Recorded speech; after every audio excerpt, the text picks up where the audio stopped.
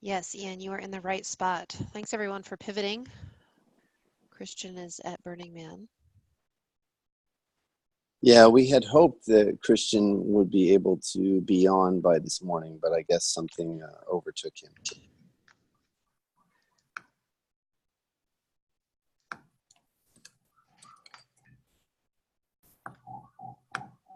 So I'll give people a few minutes. Yeah, I see the room is posted in Discord and in Telegram. Thanks for that, everyone.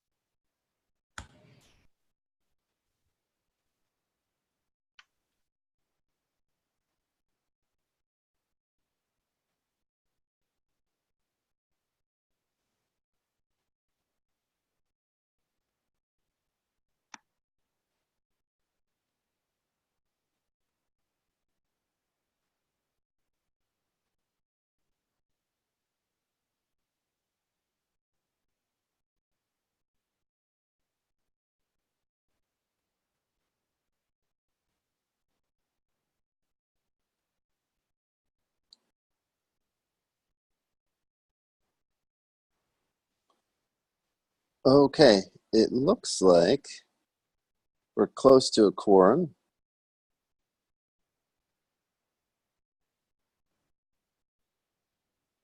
One moment, Greg.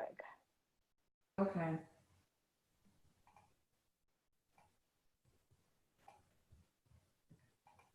If Okay, we're we- connecting with 21, definitely not everyone knows. One of you guys is not muted. That would be Jamie. I'm muted.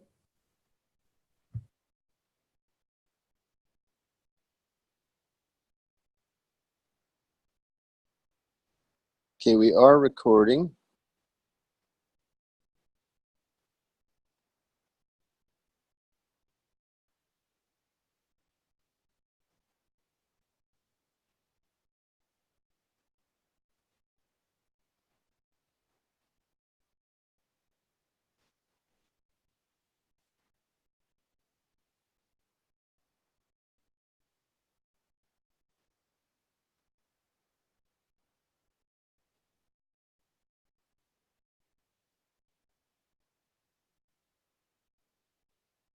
All right. Well, thanks everyone for a quick pivot over to our room. We had planned for Christian to still be able to launch the meeting on the official channel, but I think maybe circumstances got the better of him.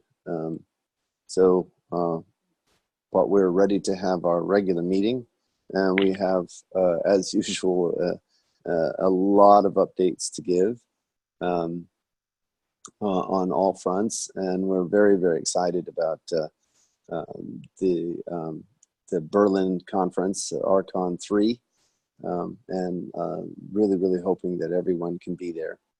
But I think what we should do is turn it over for the technical updates, and then Meta will talk about the acceptance criteria in a separate discussion. So if you just give the technical updates, then we'll move over into that discussion after just the technical updates for today. Okay, sounds good. Good morning, good afternoon, good evening, wherever you are in the world. Happy to present the technical update. Can everyone see my screen? Yes. Terrific, great. Okay, so the team is really focusing on the performance demo and the launch ceremonies. We will be releasing our node 0.6.2 by the end of this week. We had a few features that we need in the code base for the launch of testnet that's happening in Berlin. Bugs are the highest priority for resolution. We made great progress during our node testing this week. We had 108 peers connected. That's pretty cool. And 65 attendees on the call. And what's interesting about that number is the number of peers is actually higher than the number of attendees, which means people are just connecting to that to that quote unquote dev network and leaving their nodes running, which is terrific. Last week, Kelly reported to me that there were some 45 odd blocks running on the dev network. So I think that's really cool to see that, you know, the blockchain is kind of living in the dev environment. Can everyone else mute, please, if you just joined the line? There's some feedback. Thank you. So that's really exciting to see happening, and I just love to see the level of engagement. We're also starting to see contracts coming in from persons other than the core development team. Again, that's really terrific. The tic-tac-toe contract is really fun, and we've got some of the other reflective companies and Pythia companies coming forward with their Roland contracts as part of node testing. So that was fantastic. We were able to verify some bugs, and we filed some new bugs. So it's been an extremely productive session. So the development team thanks all of you that are showing up for those sessions. It's hugely, hugely beneficial. The Roland team, the registry backend is in review. This is the name registry. We are now working on the quote unquote user interface. And what I mean by the user interface, that means really the CRUD operations, create, read, update, and delete operations with respects to names in the registry.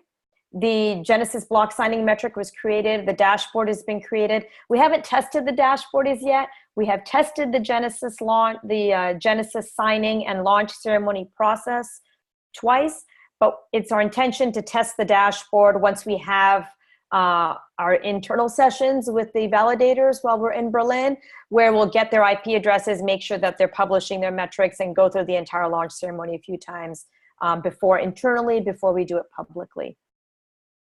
We are implementing 64-bit integers in Roland. This comes from the Rev issuance script, which is something we've also been doing end-to-end testing on. The amounts were listed in Way, and we discovered that Way or /dust, and we discovered that is exceeding the threshold of a 32-bit integer, so we've implemented the 64-bit integers. And we tested the Rev issuance and compatibility with Ethereum addresses. We discovered we needed to create a new wallet that will provide users a seamless interface to validating that their Rev issuance has taken place in the correct address. So we hope to provide an end-to-end experience there. We made a lot of progress around the stability of consensus. We had several fixes in the past week addressing that network stability. So we were seeing, ignorable equivocations, justification errors, and we were really seeing that happen when there was a large amount of propose and deploys happening from multiple different peers in the network. And so we verified those fixes, which is good. Now the network seems to be performing quite stably under frequent deploy propose. The storage and node team, we're continuing to profile RSpace and Node relating to thread management performance. We have found some hotspots in the code. The team really does want to really focus on these hotspots and come up with a plan on how we're going to really boost the performance of the network. We investigated the hybrid in-memory solution. Just did not deliver the performance boost we had hoped, so we have set that aside for now. We're seeing gRPC stream errors that's caused by an issue with Netty. So there's an open PR on this with Netty. We hope that will resolve the issue with RChain, and we're collaborating with them to get that PR merged in so we can have a fix. It's not really creating a functional issue on the node, but it makes the console messages extremely hard to work with. So if we want to see what's happening with Casper, the console is kind of littered with these stream errors. We validated that the Grafana dashboard works with the external nodes. That was something we did in the last round of Tuesday testing. So we were able to obtain IP addresses from a lot of the validators participating, and we could observe their metrics on the network. So that was really cool.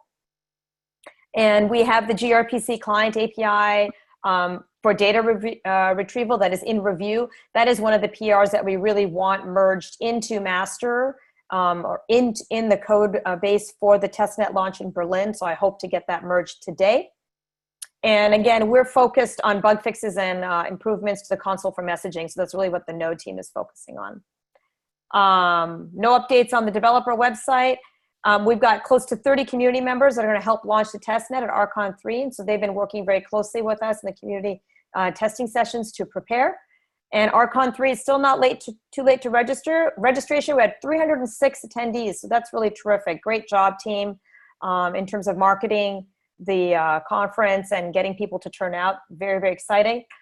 We will have live stream of tracks 1 through 5. Of course, you got to be there to see the other tracks. So there's great hacker tracks as well, and really interesting tracks around the business side, and the companies that we are launching as part of the ecosystem for RChain. And you can check out more details of the conference at developer.rchain.coop/conference.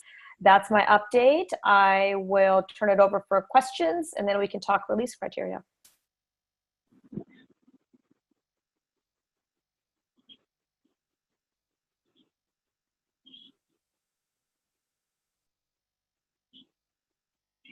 Going once, going twice. Okay. Greg, do you want to kick it off on the release criteria? Yeah. First of all, I just want to harken back to last week's call where we talked about when we were feature complete, right? So last week, the projected date is, I think, November 12th. Is that correct, Meta? Yes. Let me take a look here really quickly. Yes. Testnet refresh, we are projecting November 12th. Okay, great.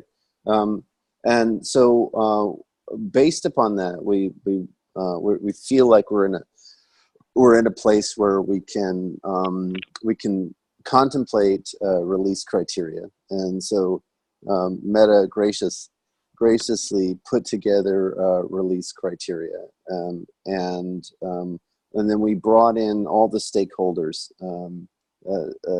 for a discussion. So several co-op members, obviously the co-op leadership, Pyrofex, as well as Pythia and Reflective, to look at the acceptance criteria and make sure that everyone was in agreement. And then based upon the acceptance criteria and some other information, take a good sober look at where we really want mainnet to come out. So Meta, if you wouldn't mind bringing that up, and let's. Do you want to talk through the points since you're the one that? Yeah, put it together? I'm sharing the document right now. So Okay. for those of you that are not terribly familiar with quality assurance processes, you know, I come from a background of quality assurance. I've done about 20 years of running quality assurance teams for large scale distributed systems. And one of the things that is really important for everyone to agree on when you're looking at releasing software is, what does it mean to be ready to go to production? And typically from a quality assurance perspective, you want to give code time to what we call kind of settle and harden, is the term I like to refer to it. And what that means is the code demonstrates that it can perform at a certain level, right, under a certain level of both functional and load pressure without any defects or requiring any changes, right? That means it's stable, right? It's you're using it regularly every day, and you know that it in some kind of a beta environment, and you're not implementing any new features, and you're not having to make a whole bunch of changes, right? Because you've noticed a performance issue, or you noticed some kind of a defect, or you noticed a change that you need to make for a critical issue that you discovered. And typically what this looks like, and sometimes you will hear the terms release candidate, alpha, beta, golden master. And this is a phase where your alpha is your initial release, where you say, okay, we believe we're feature complete. And that means all the features that were scoped as part of this release have been completed. The development team has gone through some acceptance criteria internally with their product management or program management to say, yep, these features work as we expected. After that, then you go into a period where you put the software on a beta environment, and you start running both functional and load and user end testing, where you have end users working with the software day in and day out. And you now wait and you poll for critical issues, and you see if the system can hold up to to running in the wild. And typically, in my experience, I have found that software is stable when you can go for an extended period of time where you are making virtually no changes, anywhere between 1 to 2 bug fixes at the most, right? Because anytime you change the code, you run the risk of introducing yet another problem. And that's what I refer to as acceptance criteria. So a little bit of education for everyone on the call. So let's talk about the acceptance criteria with that in mind, that would have been proposed for our platform. So criteria, duration. So the system must meet the below criteria for a period of 4 weeks. And the duration will restart whenever a defect that meets the defect criteria listed below is patched on the nodes in scope. So the first duration starts with feature complete, which is anticipated to take place once node 8 is deployed. So the first thing to note is that we're looking at a 4-week window where the system runs without any issues. Number 2, load. While in testnet, the average number of transactions of X must be processed per day for the duration. Now, X is still to be determined. This is something we will have to all agree upon before we enter our acceptance period. Scope. Shards that are run by the cooperative where the co-op is standing up the validating nodes and deploying contracts on behalf of clients. So I think this is important because we want to make sure that any patches, right, once we have validators that may not necessarily be in close collaboration with the cooperative, may not accept all the patches we put forth on node. So we really need to be able to control the version of software that's running. If we can't control the version of software that's running, we really can't control the acceptance of that software. So this scope, that the shards that are controlled by the cooperative will really kind of guide the acceptance and readiness for mainnet. Stability. The testnet must remain up without any interruptions to service for the entire duration. The system must accept new bonding requests during this time. Defects. No very high or high bugs can be filed against the consensus protocol for the system for the duration.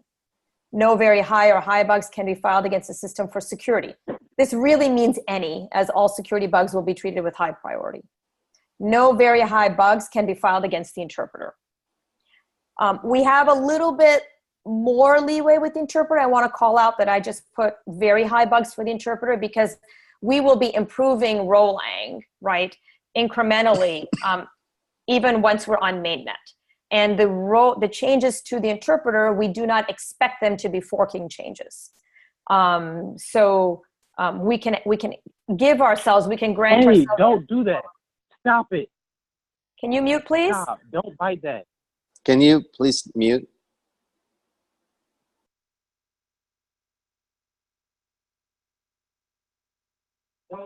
Greg, if you can mute them, please, as host.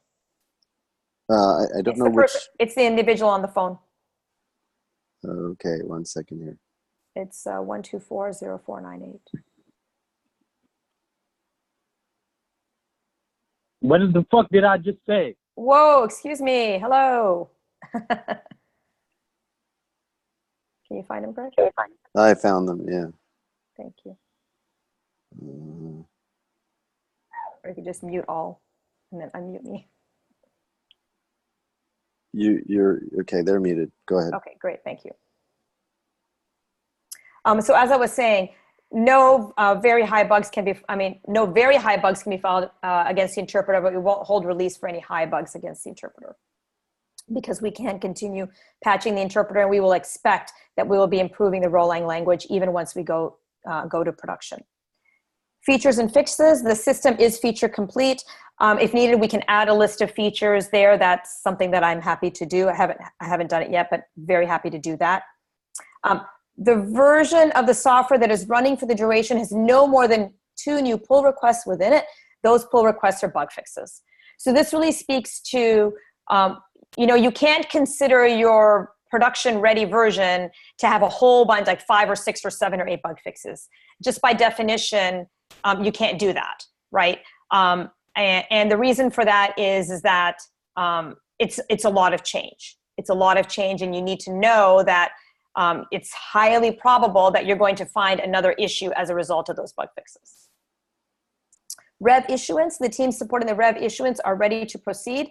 This speaks to making sure that we have enough runway, enough advance notification. We believe that the 4-week window is sufficient for the Rev issuance team to give ample notification for them to proceed with Rev issuance, that all the ROC holders are lined up and ready to go with the launch of mainnet. Is that going to change the date, and how are those going to be synchronized, or at least where are you publishing it? All updates with respect to the ROC Rev issuance will be posted on developer.rchain.coop. Perfect. Yep. There's one source of truth. Definitions of a very high or high defect. So I felt that it was important to be really crisp about this. Any issue that causes a consensus failure or nodes fail to add blocks to the blockchain. Any issue that adversely affects the performance of the network. Any issue that breaks object capability security. Any issue in the code base that causes a node to crash. And that kind of summarizes the acceptance criteria. I'm going to turn it over for questions if there are any questions. Please only unmute if you're speaking, or you can type your question in the chat.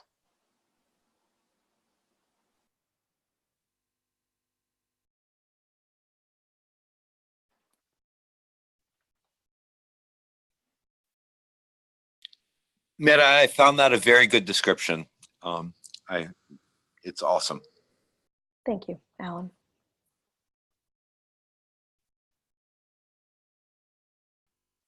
I will be making updates. Oh, excuse me. I'm sorry, Greg. I will be making updates to the roadmap. I wanted to have the communication with the community first, but updates to the roadmap are coming, and I will be publishing the Node 7 and 8 release plans in accordance with that roadmap update. Awesome. So if we could now move from the acceptance criteria to the code quality metrics that the team reviewed on Saturday, I think that would be a really good thing. Sure. Okay, so again, putting my quality assurance hat on, so when I'm in a place where I need to talk about whether we're ready to release, one of the things I've historically done is try to objectively measure the quality of the code base vis-a-vis, readiness to release. And one of the things that us quality leaders look for is we look for the rate at which defects are being logged against the code base, right? So, and that comes from a couple of things, right? One, it comes from really a focus. If you don't test the code, you're not going to file any defects, and you'll just kid yourself into thinking that the code is correct, right? So this really is a function of how much people are using the software.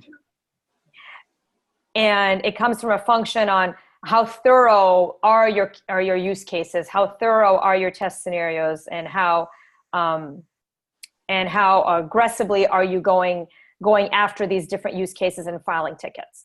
I'd like to interject here. One of the important points about software is that it's nonlinear. So it turns out that it's difficult to get certain kinds of testing until you have a certain number of features all at once. So for example, when you're developing a programming language, you can't write any interesting programs until you have certain features all at once. Conditionals, looping, and sequencing, for example, is one set of features that you need all at once in order to write interesting programs and test. So we're just at the point now in the development process where we have enough of the features all at once that we can then open up Node Testing Tuesday to all of the RChain portfolio companies and other stakeholders and say, please now make deployments against the network. So there's a kind of cliff that one typically observes in software, and we're just at that point now. So I think that's right. Yeah. So one of the things I'll call your attention to is, if you notice here, these two lines are pretty much parallel, and you'll notice that as a bug is found, so the yellow line is the issues that have been fixed. The blue line is the issues that have been reported, right? So this is the total number of issues reported by day as an aggregate sum, and the total number of issues being fixed per day as an aggregate sum. And you'll see that right up to about, the end of June, right, mid to end of June, these lines actually follow each other very, very closely. You start seeing a divergence in June, right? And you start seeing the blue line the slope actually changes and it starts upticking a little bit faster than the slope of the yellow line. Well, what that's telling you is that if you all recall, based on the project plan, June is when we hit node 5, right? Node 5 is the point where we actually had quote unquote feature complete with respects to having a core consensus protocol, having all the features we needed in Rolang to where dApp developers could actually start building contracts, observing the blockchain, observing consensus, setting up a network. That happened in June. And so to speak to what Greg is saying, this was the point at which we could really start testing a good solid chunk of the functionality, and we didn't waste any time, right? We were done in June, and immediately the team, as soon as we were feature complete with respects to the core functionality of Rolang the interpreter, the base network, the consensus protocol, we started immediately focusing our attention on testing those features, and you see the trend line go up. What's also interesting is for those of you that have been here regularly, you'll know that we started seeing a lot of those non-deterministic errors, right? Some of which took quite a bit of time for the team to, suss out and fix. And that's where you start seeing this divergence where now we're finding more bugs at a higher rate than we are fixing them. And so how will I know that the software is release ready is the blue line will start flatlining. And the yellow line will continue going up such that the yellow line will meet the blue line, right? And we will have fixed a majority, maybe not all the bugs, because some of the bugs will be closed as won't fix or not reproducible, but in essence, we'll get to a place where they'll both flatline. And when we see that, we will start seeing that the rate of creating new bugs will go down, right? And the rate of fixing bugs will either meet or match that. Any questions on this chart? So Meta, I assume you're talking mostly about critical and high bugs in this chart, because a lot of times minor bugs continue to be found after after more test pressures on it, after more apps are on it. Sure. I mean, this shows total aggregate bugs. I have other charts here that show defects by priority. So yes, we are looking at high and highest specifically, and medium, right? So yes, I have other charts here that show defects found fixed by day, and then priority is lower. Right. But what my point was that oftentimes the lower priority bugs continue to come in. Yes. And that's okay. Unexpected as more and more users are happening, and it's difficult to deduplicate as they're coming in and so forth. But the critical and high kind of bugs are the most important to slow down. That's exactly right. Yep. And what the community can expect is as we, when we go into the acceptance period, you can expect a very transparent process from me with respects to defect triage, right? We will talk about all the new bugs that have been logged since the last hangout, what those defects are, what the severity of those issues are, who logged them, what the use case is. So we will go into, you can already see all the bugs that are logged against the platform. There's a very public dashboard that provides that information, but we'll go into a transparent process around the triage as well. So, with that, with that preamble, I think it's natural to take a look at where we can expect mainnet to go live, and if we look carefully with feature complete at November 12th, if the world were absolutely perfect, we could meet the acceptance criteria by, say, December 15th. I don't think we should count on the world being absolutely perfect. I think we should count on based upon the code quality metrics we just looked at. We should count on there needs to be a more considerable hardening period. So all of the stakeholders discussed it on Saturday, and the right hardening period feels like it pushes us into Q1 of 2019. What we intend to do is to target end of Q1 2019 for the launch of mainnet. That feels like the right and responsible thing based upon the data that we're seeing here. I know that we have we've said that Q4 2018. So I want to acknowledge that there's a small slip here. There's a delta between what we said and what we're going to do.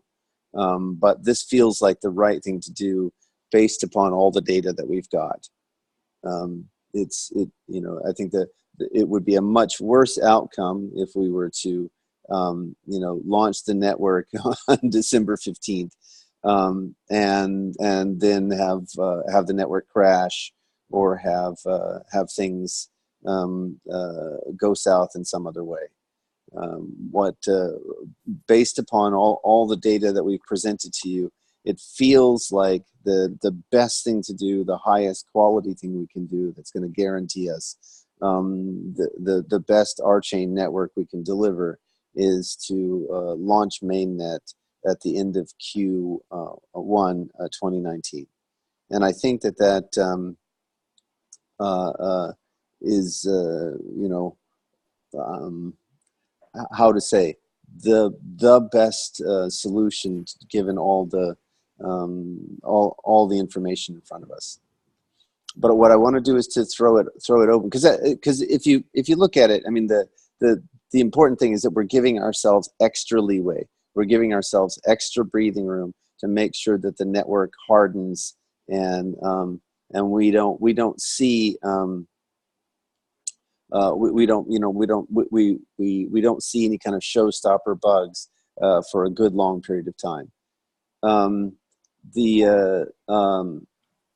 I would like to throw it open to questions for the community in just a minute, but I also want to note that this doesn't mean that any deployment or work against the network has to slow down.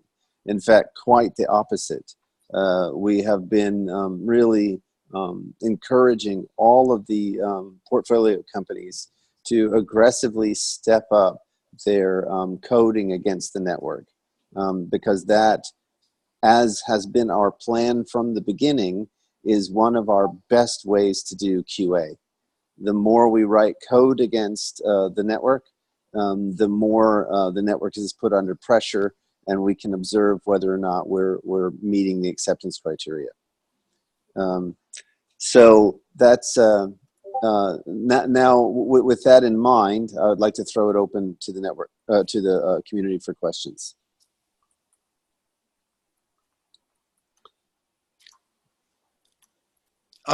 Greg, we saw a post in the chat of support for this, and I would like to say personally that the biggest fear that I have in any release is that you release something that's bad and turn everybody off. So I strongly support releasing it when it's ready, and possibly we could upgrade testnet as the vehicle that we'll be using until then, and then people can use it for free and all that stuff.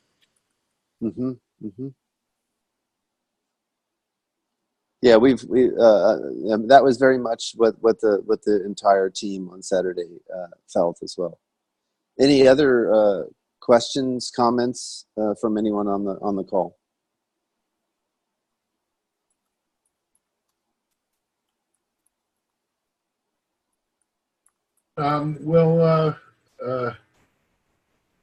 Will participation, it sounded like they were going to be running testnet. The testnet was going to be run initially by the cooperative rather than by people outside the cooperative. No, testnet is definitely already being run by people outside the cooperative. Yeah, I'm running it. That's why I'm wondering. Yeah, But, no. The only thing that the co-op is guaranteeing that we will have some nodes in the network. And it looks like what we wanted to do was to make sure that there weren't too few nodes, and we also want to make sure that there's sort of two kinds of decentralized solutions here. The co-op itself is a decentralized organization, but it comes under one sort of governance rubric, and then we also want decentralization in the wild, as it were. Yeah, well, there's a number of members that are also interested in, forming teams that can operate and stake validators so, as well. Yes, absolutely, and we are heartily encouraging all of that. That's absolutely what we want. I think it's really critical that the network be staked and validated from every corner that we can possibly get it to be staked and validated from. So yeah, we very much encourage members to do this on their own and people to do it in the wild. It's a good thing for the network. Okay, Greg, go ahead. Greg, yeah, I just want to iterate what you said about testing and Tuesday testnet, node testing day is really critical. And if anybody needs support on that, please reach out to me. I'm happy to help you. We definitely want to get apps running, contracts running on the network, and Tuesday, the node testing day is the perfect opportunity to do that in the community. And I'm also willing to help anybody at any other time who wants support in testing. Awesome. Thank you, Ned. I really appreciate that. Very good. Greg, this is Jonathan. Mm-hmm. I just want to suggest that there be a very clear communications plan for getting this information out to the world. And I think it would be worth studying the successes and failures of other projects that have had slippages and determine what sorts of things we should and should not do in the communications plan. Okay, sure. I think this was our first best guess, our first best effort for getting the communication out.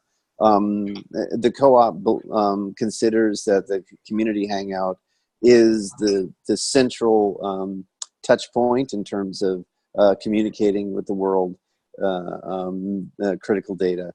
But also we know that there's additional channels whereby everything comes out. So we'll be kind of condensing this message into some talking points that we can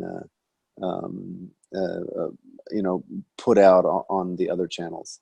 I think one of the things that's super important is to recognize the audacious scope and scale of this project.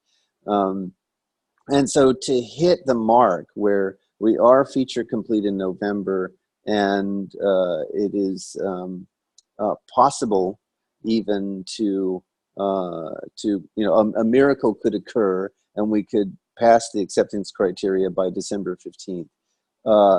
That's unheard of. And so to suggest that we take some 3 additional months to make sure that we really have hit the mark, that's really par for the course, right?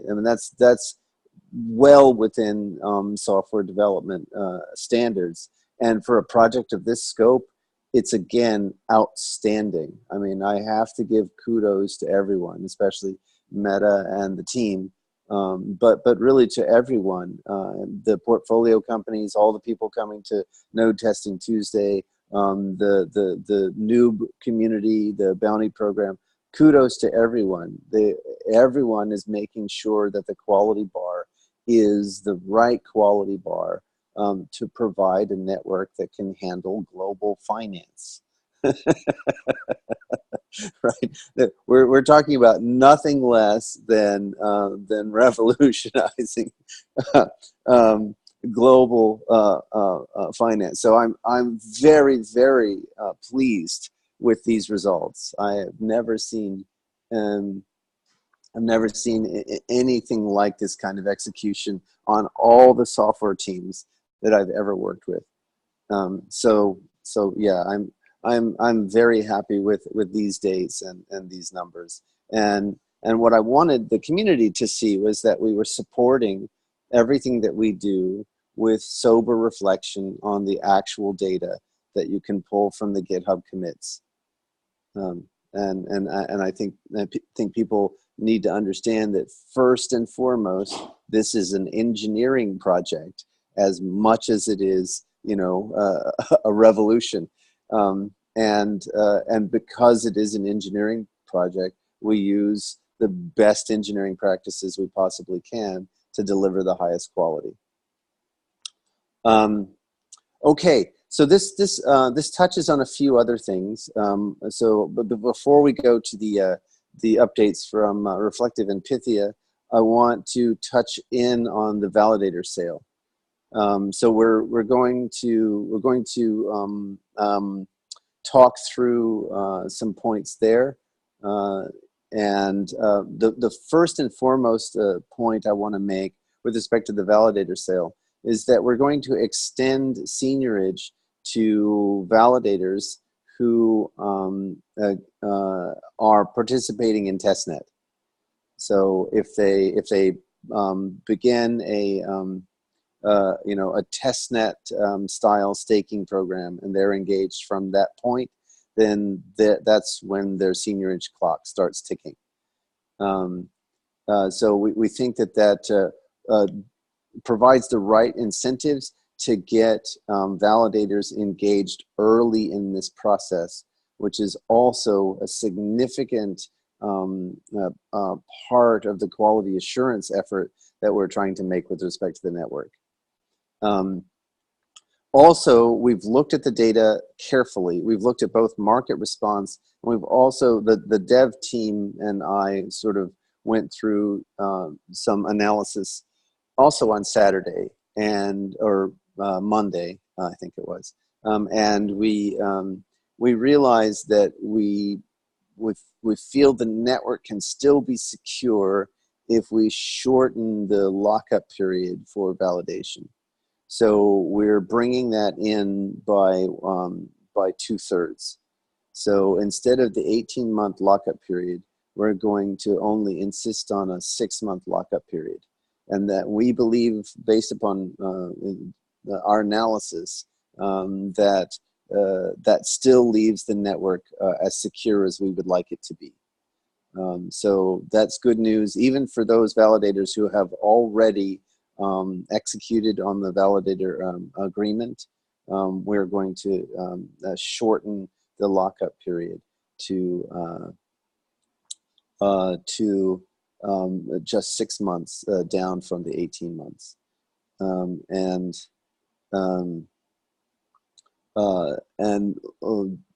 We think that that's going to be more than enough. And part of what goes into that calculation, I noticed there's a question about that, is feeling confident that we can rate limit validation,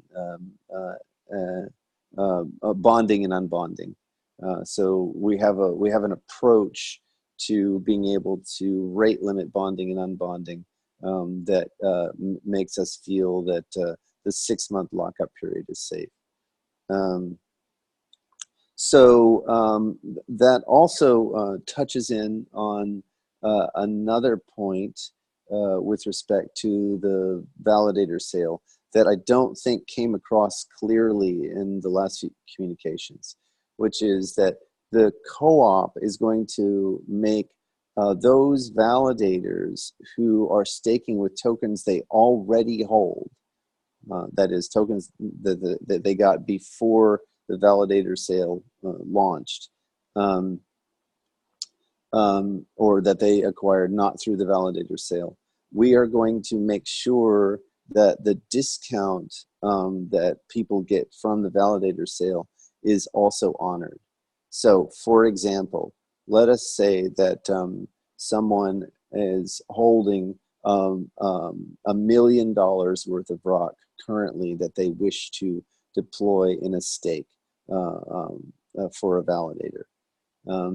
Then if they come to the validator program and say that they want to stake that that amount, then the co-op will issue an additional $240,000 worth of rock into a wallet that we control, that the validator, the candidate validator can see, and that will be added to the staking wallet at the time of the rock to rev conversion. In other words, at the time of mainnet launch, their staking purse will increase from $1 million worth of rev to $1,240,000 worth of rev. In this way, everyone is who comes in through the validator program, either by purchasing token or with token they've already got, will be given the same discounts and the same lockup periods.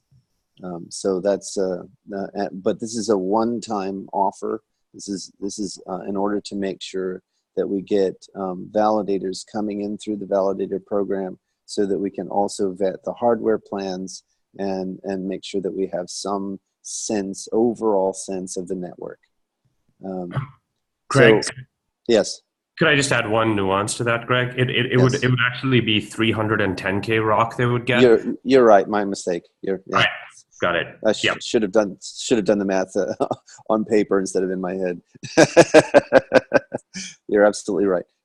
Okay, so with that, Mernal, I actually thought maybe you could walk through the deck that you prepared, just like the little summary page or whatever additional material you might want to show. So Greg, we're actually doing a 1-hour call after this call to walk through the deck and the Excel in detail. So anyone who wants to hang on, Kenny will send out a link on Telegram and on Discord. Just stick around. We had a lot of people ask on Telegram as well, Greg. Mm-hmm. So given we only have 12 minutes left, I'll defer and we'll go over it in detail for whoever's interested, and we'll make sure we record it and store it up as well. Actually, it's kind of important. I don't mind if this call goes over a little bit, but if you would just throw up that one pager, I think it's still worthwhile. You normally nail it in under 3 minutes. Sure.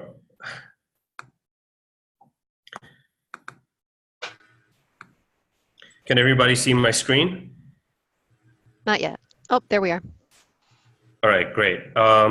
I'm gonna walk over what I think are, I'm gonna walk over at a high level what I think are the 3 key slides, and then we can go over the rest in more detail later. So economics will flow to validators from 3 key sources. One is the upfront discount, which will go both to new purchasers and people who own rock who want to stake will be made whole.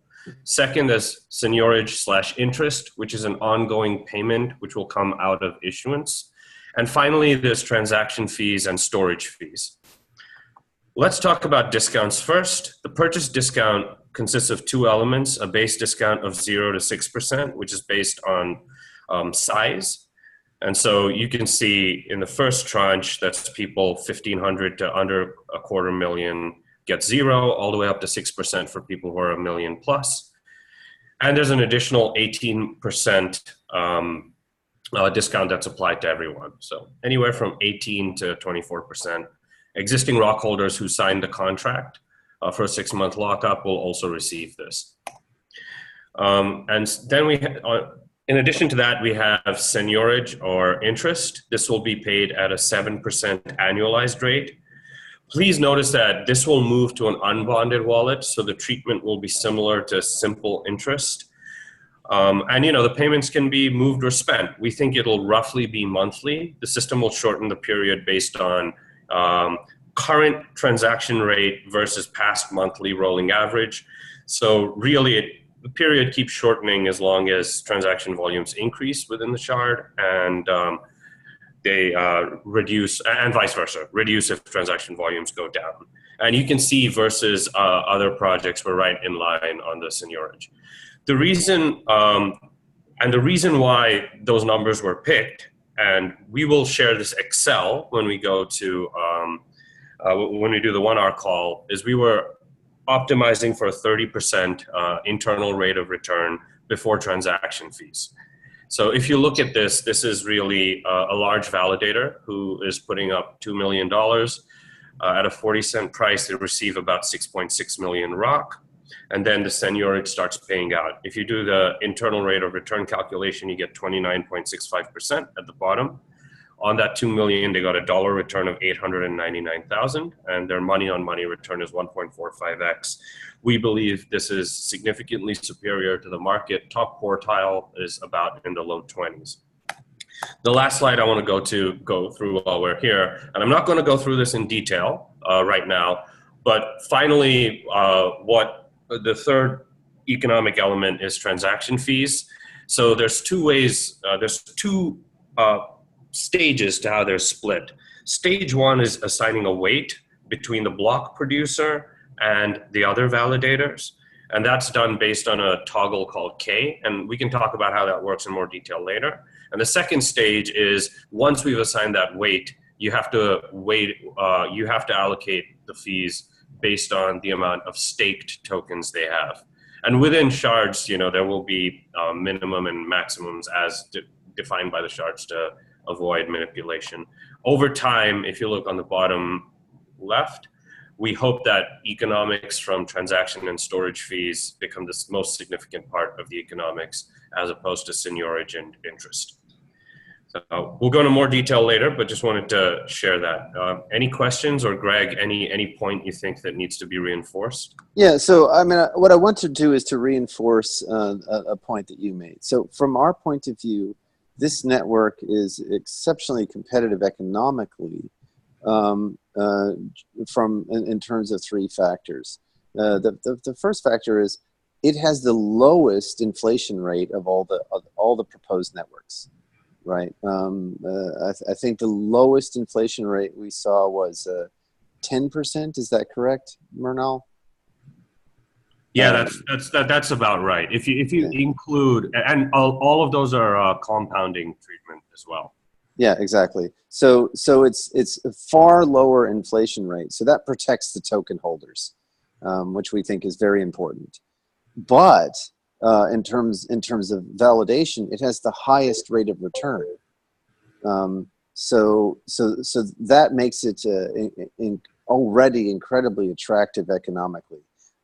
But then the other key point from the economics is that we are literally talking about a 3 order of magnitude improvement on the transaction volumes. So even if we keep the transaction fees far lower than the transaction fees that are on the existing networks, then people walk away with a much higher transaction fee take on their validators. So this is to me an extremely attractive proposition.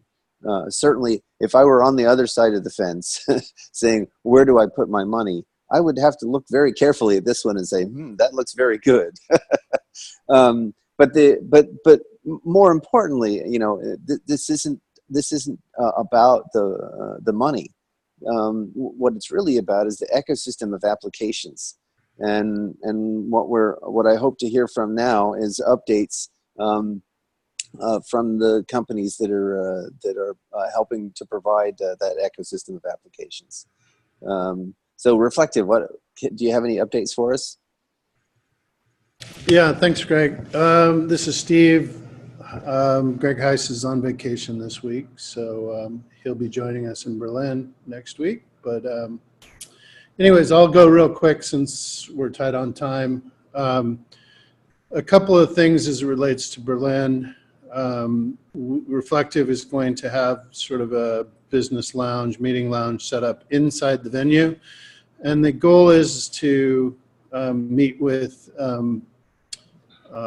companies that are interested in working with RChain, and also we'll have, I think, around 20 of our portfolio companies represented in Berlin. And so we'll be meeting with them and various folks from Co-op and Pyrofex to discuss things. We'll also be working with Ned. I think, Ned, you're going to be there, right? Well, anyways. Yes, I will be. Okay, great. So we're going to pull you into several of those discussions as well. Most of you know Ned's heading up the solutions group, and we're going to be working very closely to start onboarding our portfolio companies onto the network. There'll also be a team from DNA that is helping us with some of the network stuff, and they'll be available and probably hanging out in the lounge. So if you guys have somebody you want us to meet, you want to meet with us, if you do us a favor so we can keep track of everybody and all the meetings that we have set up, if you could email Rebecca at reflectiveventures.io. She's handling all the scheduling, and she'll be there as well, sort of helping us coordinate everything as we move through. Additionally, so we're looking forward to seeing everybody and participating. Additionally, we are, as Greg mentioned, working very diligently on the validator sale. Everybody that has expressed an interest in the validator sale should have already been contacted and moving through the process. And so that'll be ongoing for a while, but we've had tremendous interest, and a lot of people from all over the world that we're working with to get them through the process. And the process is pretty simple. And also, if you're a member of the co-op, the process is even that much easier. So at any rate, bear with us. If anybody's feeling like you're not getting the appropriate amount of attention, please reach out to us immediately. And then last but not least, Renal and I are going to, after Berlin, I think we're home for about 2 days, and then we're heading out to Asia for approximately 2 weeks. And we're ultimately going to end up at Consensus in Singapore, and we're looking forward to hanging out with Jonathan and Jocelyn, and working with a lot of community members from China as well. So looking forward to that. So if you're going to be in Consensus Singapore, please reach out to us. We'd love to meet with you. But that's it. Any questions? If not, I'll yield back. Thank you very much, Steve. I'm going to turn it over to Lawrence. Hey, thanks, Greg. Great update, Steve. So absolutely, we will see you all at RChain in Berlin. And I'm going to go a little upside down on this and give some points on the board from two of our portfolio companies to give some of the really positive news that's coming out of them. Trusted Key, which is one of our two investments in digital identity along with Life ID, is working with NHISAC and its partner members. NHISAC is basically the global trusted community for healthcare infrastructure owners and operators. We'll have probably 100, they will be developing solutions and obviously going on RChain that will influence over 150 million healthcare users in the US. So that level of exposure is happening. They're also announcing partnerships with Ernst & Young and Accenture across banks and automotive and insurance providers. So getting much more broader exposure with some larger players and some enterprises. Lucidity, who will be joining us in Berlin, and we'll be doing a very deep dive on how they're taking their sidechain architecture and moving it into the RChain architecture, is announcing that the first set of pilots, and we can't name which of the companies that are on their website that are doing this, have already started seeing 10% savings in their infrastructure and are identifying about 30% fraud in the market. So they're already starting to show yield in the advertising market, which touches millions of eyeballs every hour. And again, some really good news for us as they move there. They're also launching pilots with Singapore Airlines and Yingling this week. So whoever's typing, could you go on mute? Thanks. They'll obviously be at RChain. They will also be at Consensus Asia and a number of other events coming up. So this week, we saw another 14 companies come in through the pipeline. 3 came into pitch. 3 are here in Washington, and another 4 around the US, 6, and then 3 from Europe. And then 2 more yielded out from our Vancouver trip. So quick update on where we are and looking forward to seeing everyone in Berlin. Any questions? Thank you, Lawrence. I really appreciate the update. Very good. Very good. Okay, so we're 2 minutes over the hour. I just want to see, Alan, did you have any updates from the bounty program? Hi, thanks, Greg. We have a couple of interesting projects going on. One is to extend Kaivan's work and bring Rolang into routers. Also, we're making progress on the worldwide unofficial community blog. That's a great place for people that are submitting proposals to the annual meeting or running for director positions to talk about their points of view. Thanks, Greg. Thank you, Alan. I appreciate it. I do have another bounty program update. HackerOne is engaged with us. If you could mute if you're not actively speaking, I'd appreciate it. So the HackerOne, we had our official kickoff meeting with HackerOne. Their bug bounty program goes live the 10th of September. So just a few days after RChain, we will start getting a community of hackers pounding on testnet, which we're very, very excited about. We have encouraged them to be very creative about how. If you could mute, I'd appreciate it.